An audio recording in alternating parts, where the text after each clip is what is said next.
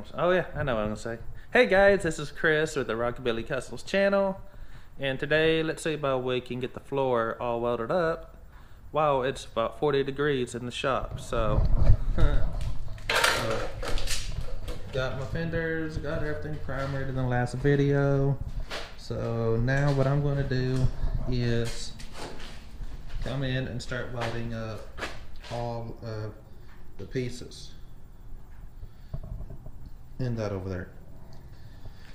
So do that, and then I will come back after this car's painted and spray a coating in here to sound deaden and also act as a thermal protection barrier too on the car.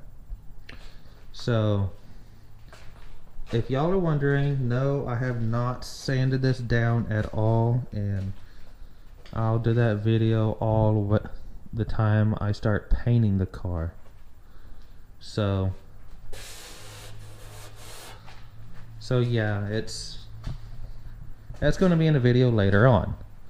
And I hope everybody's doing good with this Arctic weather that came through. They said it's going to snow today, and it has not dropped any snow at all, just ice from yesterday. And as y'all can tell, with the little rivers going through, it is starting to melt, even though this is about 3 o'clock today. So it's going to start getting cool again and start freezing again. I don't have a way to heat my shop up because I'm out of propane, and I don't have the money right now. The money I do have is going to get the AC for this car.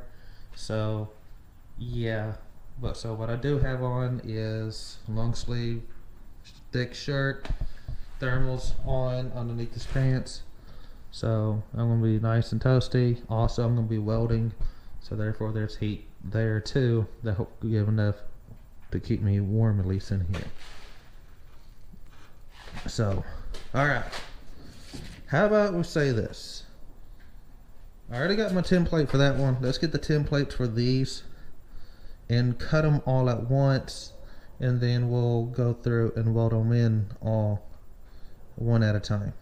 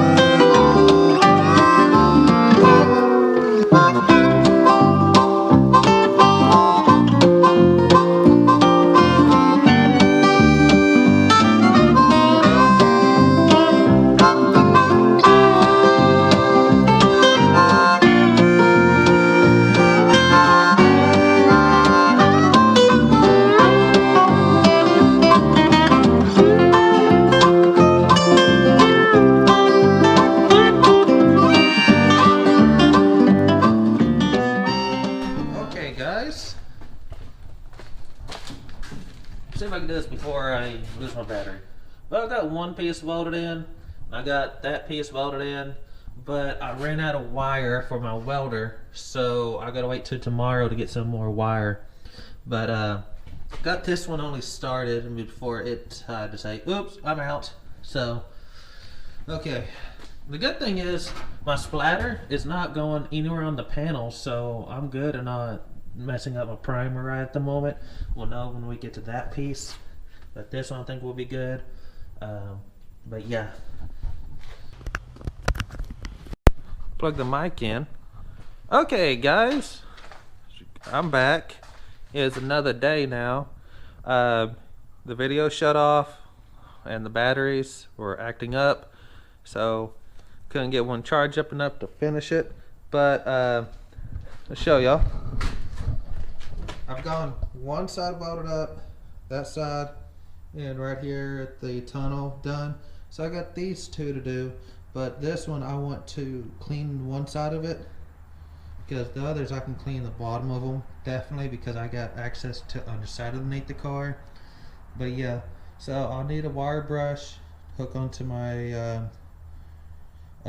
death wheel, and wire brush one side of this that goes onto there. Then I could weld that piece on. But yeah, it's Saturday now. So yesterday I did nothing to the car because we had to go get errands done, groceries, etc. Just the normal living stuff. So I was about to get a set of wheels. Okay. The wheels that I was about to get, thank God I had the gentleman, he agreed to come over and make sure they fit before I bought them, or I'd done a $200 loss.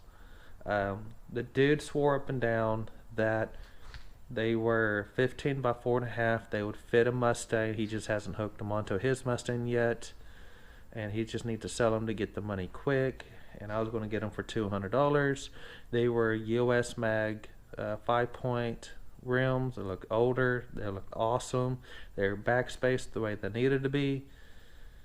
But when we got here, or when he showed up here and hooked them on, they just would not work. The hole pattern, the lug pattern, was bigger on the wheel than what it was on my setup.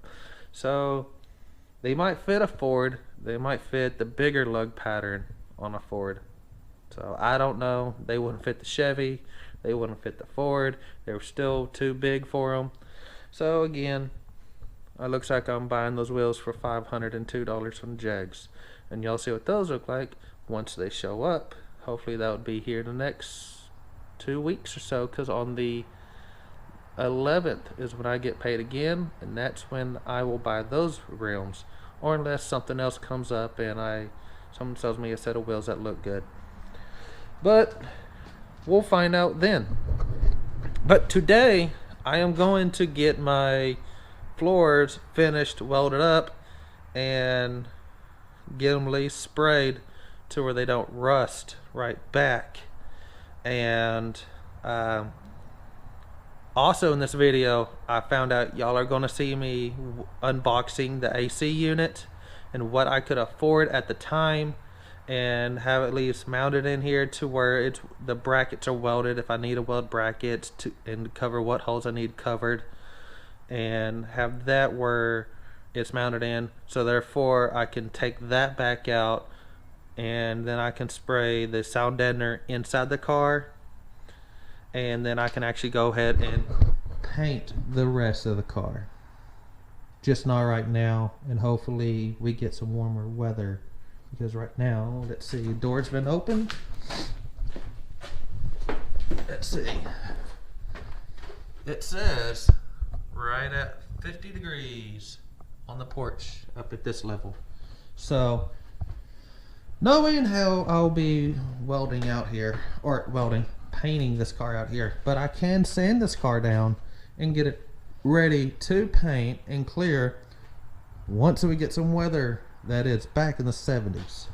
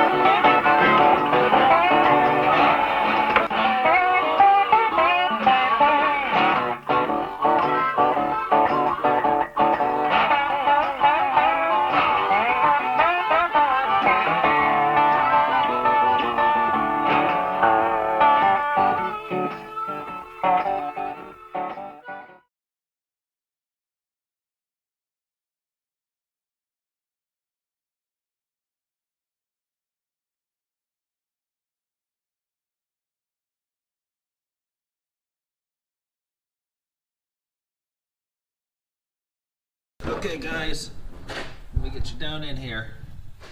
Alright, got this side welded, and the way I did these is they're not going to look real pretty because my welder, what it's doing weird is it was stopping and it wouldn't spit the wire out, so I gotta figure out what's going on with this thing. But I got it in here, and I had to chase one hole because every time I started welding it started popping up a hole, so I had to chase it once. But I got this thing done. It's all welded in. So how it is, it's spot here, and I'll go there, kind of bounce around, but I went like maybe that far of distance, like spot, just back into them, and that's how I did it. So did on that one, and that one over there. So my floor is completely done. Now what I do gotta do is, it's freaking cold out here, damn it. I'm stuck. Alright, put that down. Alright. And the good thing is no splatter got onto the primer spots, so I don't gotta go through and reprime nothing. Oh god. My firewall looks good, except for way down there. I think it's, yeah, right down in there kinda got heated up pretty good. But I'll sand that down and I'll reshoot that with a little bit of primer. I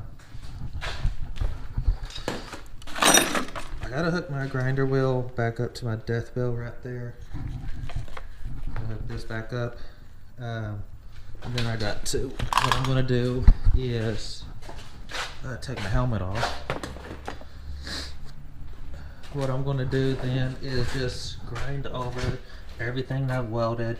Take up like the wires that's broke off like this, take those off, smooth this stuff out so it's not jagged or trying to cut the carpet or anything like that. Or if you so happen to run your hand across there, you won't cut yourself cut. As underneath, like when I weld these up, I do have some wires sticking out the bottom. I'll go through and grind those down also, but I'll do it with a different kind of grinder because I don't think I'll be able to get to stuff like this underneath that easy. But yeah, so the only thing that's left to do is first I'm going to go to the hardware. I'm going to go to the store and see if I can get them. But I got to get up underneath here, welded out, because since I took the air box and everything out up there, when I'm going down the road, air is going to pass through here and pass into here and then let just air rush through here. You won't get this place cooled, you won't get nothing heated or anything like that in the winter, or stay cool in the summer. So definitely I'm going to do that. All these other holes, if I'm not going to use them, I'm going to try to just plug them up with something, like maybe make a plate that bolts into here, stuff like that. Over there, a gasket goes there, my steering column. Here are my heater hoses. Those are my AC lines went through over there. So stuff like that, that's staying, but the others I'm just going to try to put either a rubber seal through them or a metal plate and bolt it down. Look, I got heat, and the heat is starting to make this shop feel so much better. Yep, I ran down to Tractor Supply, which is maybe 3 blocks from me, and had them fill up the propane bottle because I was just like, it's too damn cold in here to do anything. So this thing running for about 5 minutes now has already knocked the cold out of this shop, and it is saying it's almost 60 degrees already now. So that's awesome. And to explain what I did, okay, to show you. Now this system was a free wall mount heater. Dude said free, come get it. So I got it, and I was doing some research, and a local propane gentleman, no, was not Hank Hill, but he told me, he's like, alright, well, I didn't say this, I'm not going to say his name, nothing like that, but here's what you can do. The orifice that the flame comes out of, taking the next side's drill bit and drill that out.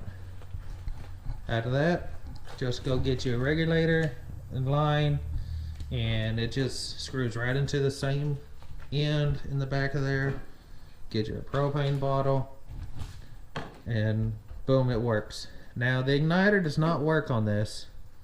I haven't gotten it to work, and I just found it so much easier. Cut a little hole in there, let it prime for like 10 seconds, and it goes dip, dip, dip, and it works.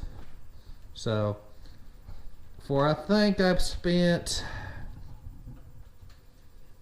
propane was $15 or $18. The line was $8. This was free. So 25 bucks. And I got heat in here because the propane bottle, I'm borrowing it from my grandfather. This unit was free. So real expensive way to get heat in your shop.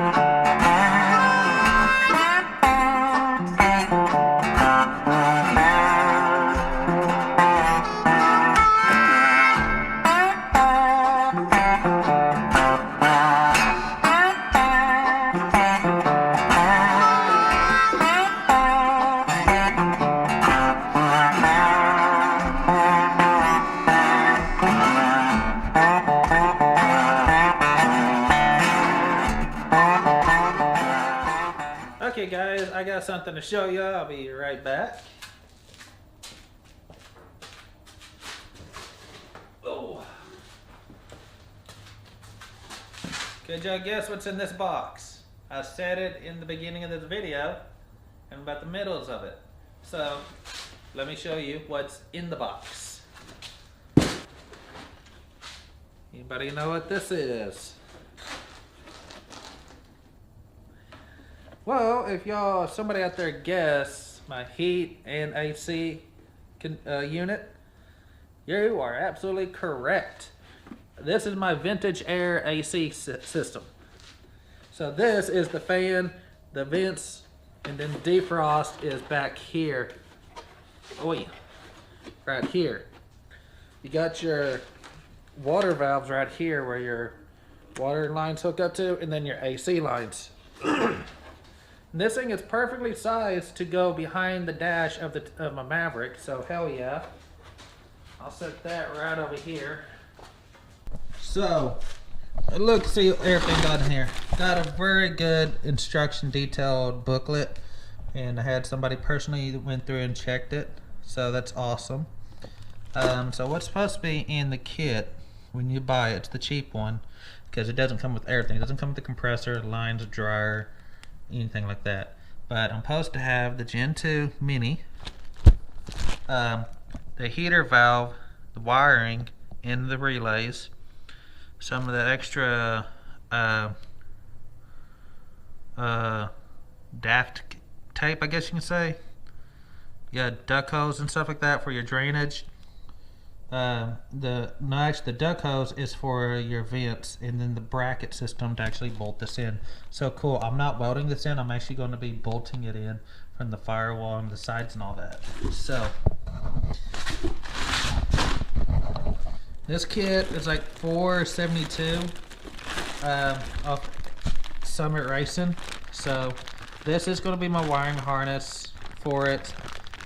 Later on, I didn't have enough money to buy the control unit or the front vents, but I got the main piece that I need to get in the car, so I can go ahead and have it mounted in and paint the car too. The rest I can bolt it on after the dash is in. But this has like my harness and everything that will plug into the unit itself, and then also go and plug into the control valve, the heater control valve, and the controls when I do get the controls. I got 2 pieces of this ducking hose, and it's bendable. You bend it to the design you need it to be. You can stretch it out, cut it, and everything like that. They send 2 of them. I'm afraid I'm going to have to buy another set of duck hose, but yeah. So I got those. And here, this is what I bought separate, but these are my defrost vents for it. This is what also tacked it up to $510, is my 2 defrost vents. So that'll go on the dash of the Maverick right here. My invoice from Summit Racing, and here is that kind of sticky gaff tape or whatever it's called, and then my drainage hose from the condenser with the AC so it don't just drip into the floor. What else? Oh yeah, it came out. Okay, my heater control valve. So yeah, I got that. It has a direction of what flows into the car, and it has a little ball bearing set up in here, I guess you can say. So it plugs in from the harness. Since I find it, right here, plugs in there, and then from there it controls it to let water pass or not pass. So cool. And that's where the heater control valve that went in with where the relay and everything is, the wiring harness. So cool. Reason why it is out too. Okay. How I told y'all guys that I'm not going to go and pay for, and the kids actually $1,100 I think or so. I spent $800. Actually came out. I spent $753. If you want to count everything that I got for the car for AC.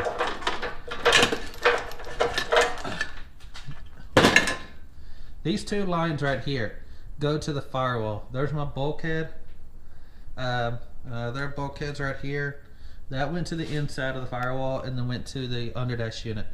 These ends right here hook up to the Vintage Air Gen 2 Mini. So my cheap universal set worked great, and these lines are working great. So I'll give you a price run. Lines, you get lines in a dryer for like 30 bucks. If you want to piece this out, this is how much it was my last solid. $35 for lines, fittings, and dryer. Come over here. Condenser was another $30. Okay. Compressor, which is sitting right there, that was $80. Underdash unit was $120. So when you add all that up, I bought it as a kit. I cannot remember what I paid for. I think I paid $300, and that is the kit plus go and get it crimped plus getting the bolts and everything to bolt it in. I think that was to the end and all the Freon too that went in it. I think it cost right under $300, but yes, that is it. I have to go back and look. So awesome. Like I said, you can piece all this stuff out, or you can go buy a cheap kit and then just replace the underdash unit with the Gen 2 AC system from Vintage Air, which when you get the vents, the square vents at $14.99, I got 3 of them, which I didn't order them yet because I didn't have the money. But got 3 of those, and I got the cheapest control unit, which is $65 off Summit Racing, and the Gen 2 kit that was $472 plus the vents for defrost. Your total will be $570 something with that, plus a little under $300 for your system. Like I said, you'll be in there for under $800 for really good air. So, and what's cool is it seems like with these universal compressors, they all interchange. And if they don't, go cut your rubber lines, your high pressure lines, cut them and get the fittings that fit the compressor, and then go have them crimped on at your local parts store. Easy as that.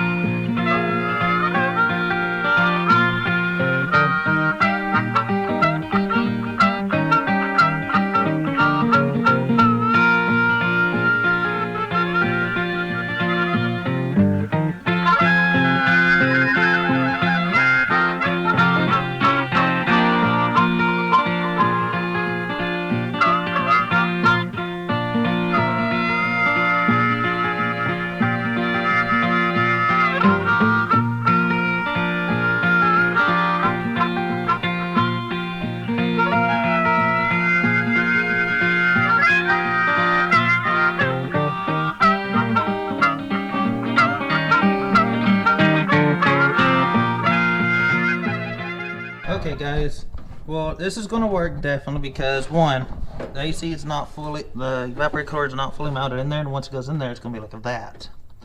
And I have plenty of room in there. That is in case I want to add a CB radio, because originally my grandfather had a CB radio in this thing. And what I figured what I possibly could do, and somebody out there might could answer this one for me.